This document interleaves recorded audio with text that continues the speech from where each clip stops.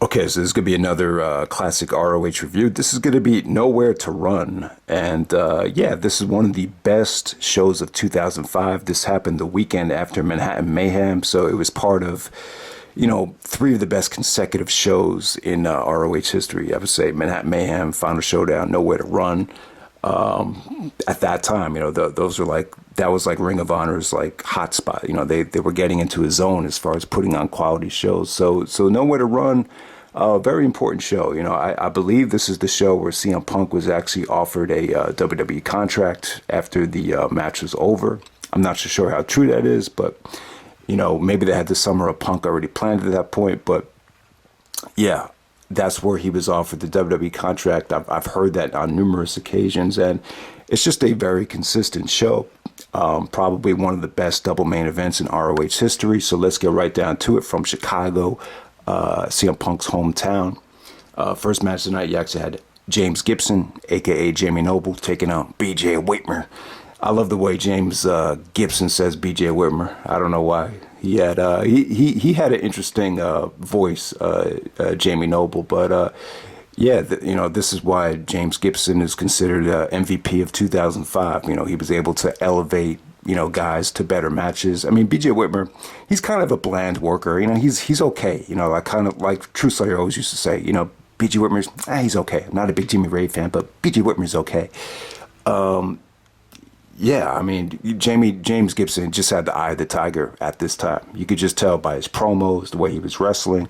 There was just a lot of really good counters to BJ Whitmer's exploder suplex, a lot of great rope breaks here.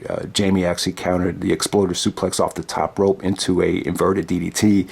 That set up the guillotine front face lock to get the submission. So match was really, really good. You wouldn't expect a BJ Whitmer match to hit this level. This might have been BJ Whitmer's best singles match that wasn't like a stipulation cage match. With BJ's best match ever was against Jimmy Jacobs, steel cage match, Supercard of Honor 2. But besides that, this is up there with some of the best work BJ Whitmer's done. The way Jamie talks about James Gibson, you kind of get the sense that they've known each other for a while. But yeah, James Gibson, maybe an idea down the road would be to do a timeline of the MVPs from ROH. Maybe like a James Gibson timeline in 2005.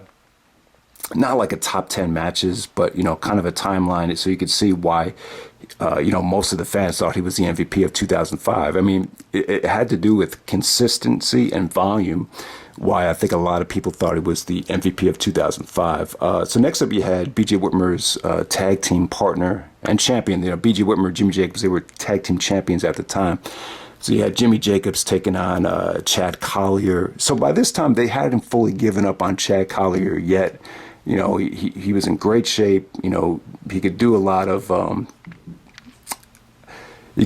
things from a technical standpoint, but Jimmy wasn't quite ready yet. He was still innocent, young. It was a good experience for him, but Collyer actually made him tap out with the Cloverlock, and this was probably the worst match of the night. But they told the story that it kind of made the tag team championships look kind of weak because both Whitmer and Jacobs lost back-to-back singles matches. Okay, so next up was Homicide versus Doug Williams. And when I was watching this back, I was like, man, both these guys have a great catalog of matches in ROH. I believe they both actually had compilations released back in the early days. And yeah, Doug Williams is a hell of a worker. And, he should definitely be, more respected for some of the work he did in ROH, definitely. And with this match right here, Homicide was really kind of frustrated at first. He was like, "What the fuck? What the hell?" He was. A lot of the fans were getting under his skin. So it took him a while to relax and build some momentum here. There was like a lot of crazy things that. Just sequences here. Doug was actually like throwing Homicide into the railing, and it looked like Homicide just ran into Doug Williams, but he was supposed to sell the fact that he was ricocheting into him. But yeah, I mean there was just some crazy stuff there. There was some beautiful counters to the Chaos Theory. Doug Williams was actually selling a neck injury through most of the match. So Homicide did some wicked counters to it. Even one time he actually over-rotated, landed on his feet from the Chaos Theory. When Doug did hit the Chaos Theory, he was selling the neck, so he couldn't go for the pinfall. So just just good action here, very stiff, fast paced. I love the chaos theory because there's so many creative things you could do out of that finish. So yeah, Homicide, Doug Williams, really underrated match. All right, next up you had Jack Evans and Roderick Strong of Generation Next taking on Alex Shelley and his mystery tag team partner Delirious. So the show actually starts off with Shelley talking to Bryan Danielson. He's basically asks him, to be his tag team partner, and then Danielson, kind of rejects him and says, "Did you just hear what I said? I said all I care about is winning the ROH title." And then he tries James Gibson. I guess Gibson was still upset about something that Shelley did when he was still a heel. So Gibson's like, "You gotta be kidding me," and he just walks away from him. So Shelley couldn't find anyone to be his tag team partner. Then he finds Delirious like sitting on a toilet. And then he asks him, and Delirious doesn't give him an answer. So Shelley just goes like, he's like, if you want to be my tag team partner, don't say anything. And then Delirious didn't say anything. So finally he found a tag team. They were trying to show, they're basically setting up Alex Shelley's heel turn here. They were showing him how he kind of annihilated himself from the locker room by forming Generation X, and no one really forgave him. So. And then eventually he got kicked out of his own stable by Austin Aries. So Shelley was beefing with Generation Next, through the first half of 2005. All right, so with this match right here, just another solid match. I mean, at this point you would think a tag team match with Delirious really wouldn't be that great, but yeah, really good stuff. And another reason why Roderick Strong was a solid MVP candidate in 2005. He was able to take a match like this and just bring it up to the next level. Roderick was definitely the MVP in this match. I'll tell you what though, like if Jack Evans ever became ROH World Champion, I think he would have been the most hated ROH World Champion ever. I don't know, he was just kind of annoying in this match, but Roderick and Shelley work very well together. They had some really, really good singles matches in 2005. I think at New Frontiers, I think ROH actually uploaded that on their YouTube channel. That was a really underrated match. But yeah, Strong and Shelley just worked really stiff here. There was actually a beautiful counter to when Delirious's Shadows Over Hell from the top rope. So as Delirious comes down, tries to do the splash, Roderick intercepts it and does a gut buster to him without even even touching him.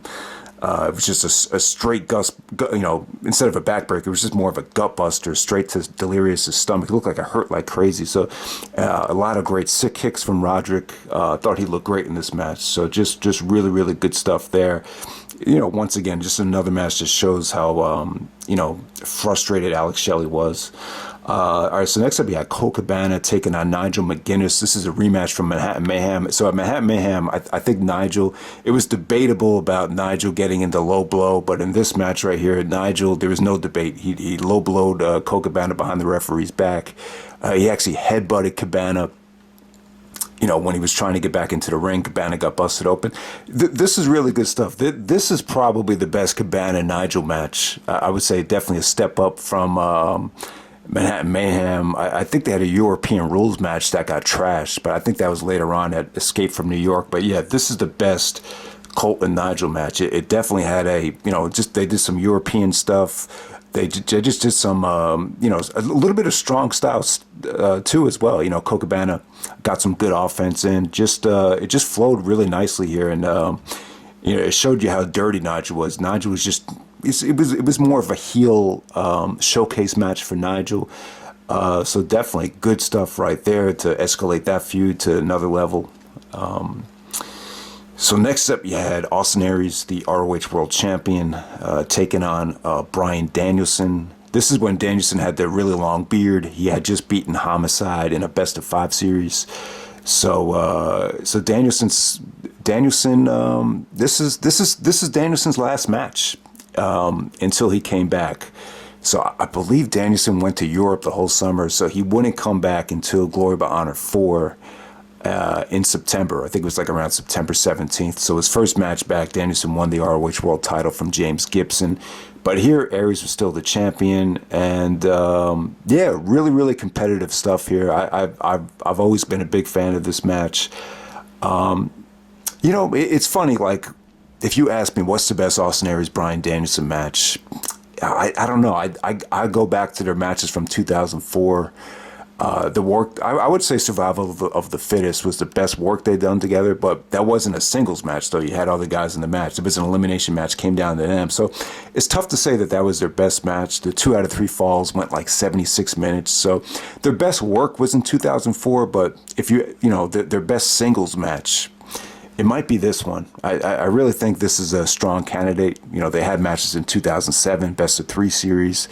They had a match on pay-per-view, Take No Prisoners, 2008. Their 2006 stuff when Danielson was the ROH World Champion, I would say that's their weakest stuff together. You know, they had a lost luggage situation with one of the matches. And Danielson's first title defense at Enter the Dragon, it was a little bit too predictable for me. But this match here was great, though. You know, the Aries is actually pulling out Danielson's beard in the beginning, so you had all types of crazy stuff going on there. But yeah, I just thought there was some beautiful variations and transitions out of the cat mutilation from Danielson. You know, Danielson wrestled this match hard. It seemed like Danielson, you know, lost a little bit of muscle when he came back. He looks a little bit more muscular here. Aries just was a missile here. He was just on a mission to, you know, elevate the prestige of the ROH World Champion. And, you know, they even said on commentary, you know, up to this point, Aries actually had surpassed Joe. When you compare Joe's, like, first couple of months as ROH World Champion, like, you give the edge to Aries just looking at their first 3 or 4 months. So yeah, definitely good stuff here, man. Aries went for the 450 a couple times. Danielson was able to counter out of it.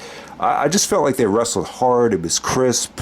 Yeah, I would say it's arguably the best work they've done together in a single setting without any stipulation involved. But Aries successfully retains. Danielson you know, actually quit after this match. He said, if I can't be ROH World Champion, then I quit. So you just see Danielson walk out. You did not see Danielson the whole summer until he came back at Glory by Honor 4 that fall. So it's a very important match for Danielson. And yeah, just a, you know, when I look back at the Aries and Danielson feud, like Aries really dominated it. You know, he won the Test and the Limit match. You know, the first ROH World title match he won. The best of 3 series in 2007 he won. So Aries got a lot of victories over Danielson without a doubt. So definitely good stuff there. All right, so the next match, you had the Steel Cage Grudge match. You had CM Punk taking on Jimmy Rave. This time it was in a Steel Cage match. So, you know, I can't remember exactly how the Jimmy Rave and CM Punk feud started. You know, Jimmy Rave had a lot of good feuds. The feud with AJ Styles over the Styles Clash. You know, I think Jimmy Rave and AJ came up together in NWA Wildside, so they had a lot of history together. So, you know, CM Punk definitely needed a good heel to go against.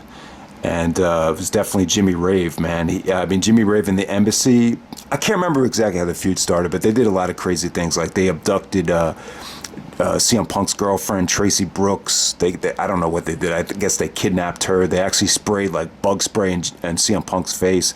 Jimmy Rave actually tried to go after CM Punk's fractured skull.